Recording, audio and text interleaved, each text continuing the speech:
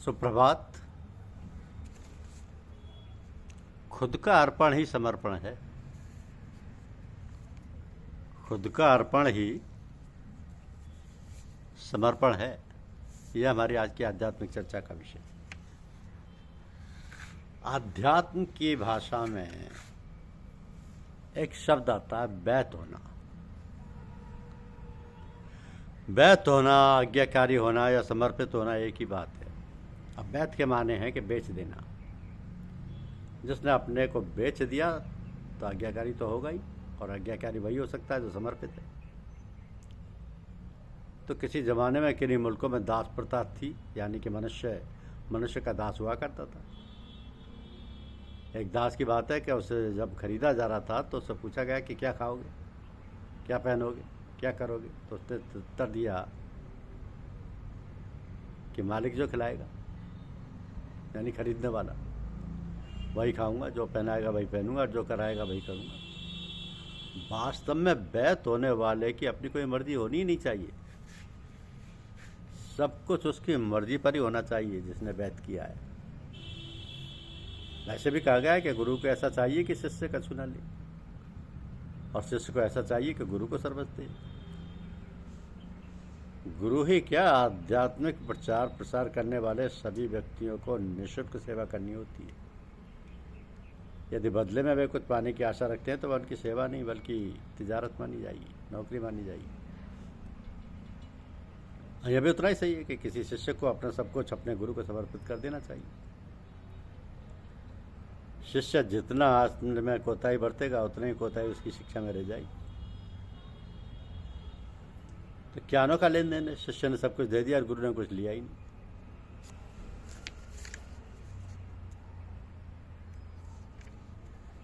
आध्यात्म में तवज्जो होती है। तवज्जो एक प्रकार का विचार का संप्रेषण को कहते हैं, खासकर उस विचार संप्रेषण को जिसे कोई गुरु अपने शिष्य के अंदर संप्रेषित करता है। और विचार संप्रेषण गुरु ही नहीं करता बल्कि बहुत लोग करते हैं। एक दुकानदार अपने ग्राहकों पर करता है कि वह वस्तु खरीद लें। कोई भिखारी दाता पर संप्रेषण करता है कि उसे भीख दे दे।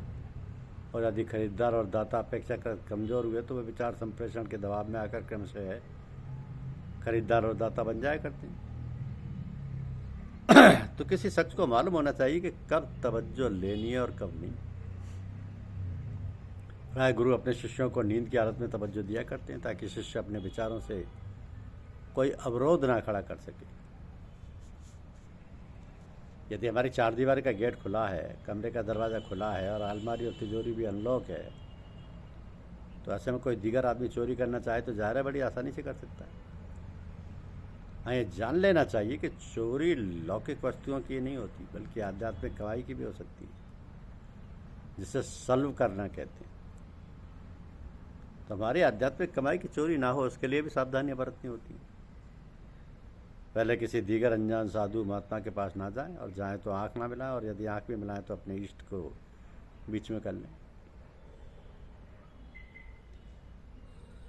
यदि ये सावधानियां नहीं बरती गई तो चोर किस्म का साधु हमारी आध्यात्मिक कमाई को चोरी करके हमें कोरा कर सकता है। ये भी होता है।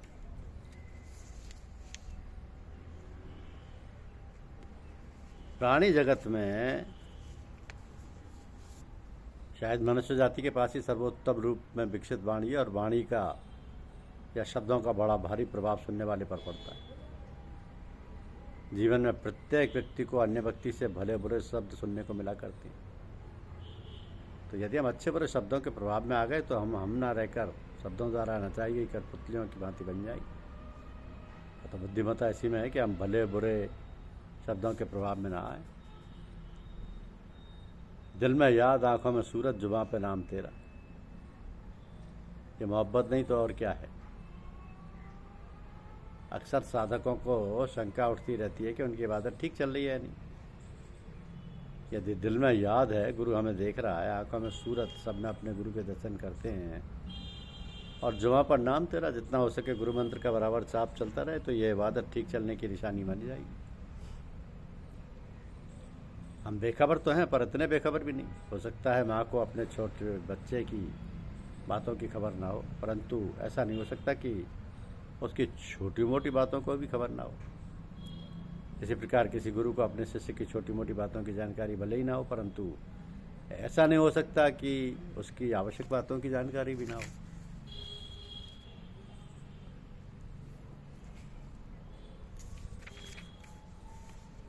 माँ बाप अपने बच्चे को वही काम देते हैं जिसे वो कर सके। हाल वक्त तक काम क्षमता से अधिक अवश्य होगा ताकि बच्चे का विकास हो सके। ठीक इसी प्रकार कोई गुरु अपने शिष्य को वही आज्ञा देता है जिसे वह निभा सके। थोड़ी कठिन भी हो सकती है ताकि शिष्य का विकास हो। तो दो ही रास्ते हैं वफा के, आजमा के देख लो। या तो बन जाओ किसी के, या बना के देख लो।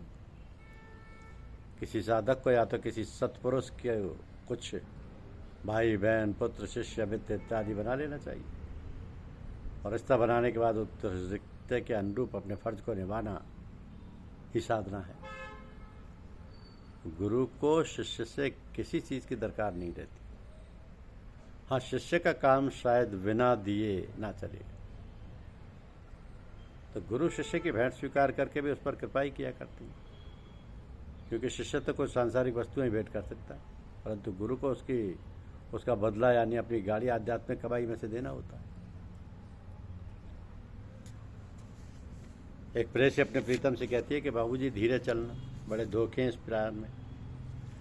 इसी प्रकार गुरु शिष्य से कहता है कि बेटा जीवन में संभल कर चलना, क्योंकि यहाँ कदम कदम पर माया के धोखे हैं। अब माया प्रथम तो मनुष्य को शुभ कर्म करने ही नहीं देती। यदि शुभ कर्म कर भी लिए तो आदर सत्कार वाही देकर उसका शुभ कर्म का प्रभाव छीण कर देती है। यदि किसी ने शुभ कर्म किए, आदर सत्कार वाही से बच निकला, तो उसे अहंकार रूपी अस्त्र से गिरने की कोशिश करेगी। यानी मन ही मन में ख्याल आना कि देखो मैंने कितना किया, ये घर तुम गिरा देगा। इसलिए अपने आप को पूरी तरह अपने गुरुदेव को समर्पित कर दो, संपूर्ण समर्पण। फिर आपकी उन्नति उनके हाथ है, सब कुछ वही कर देंगे। धन्यवाद। YouTube चैनल को लाइक और सब्सक्राइब अवश्य करें। शुक्रिया।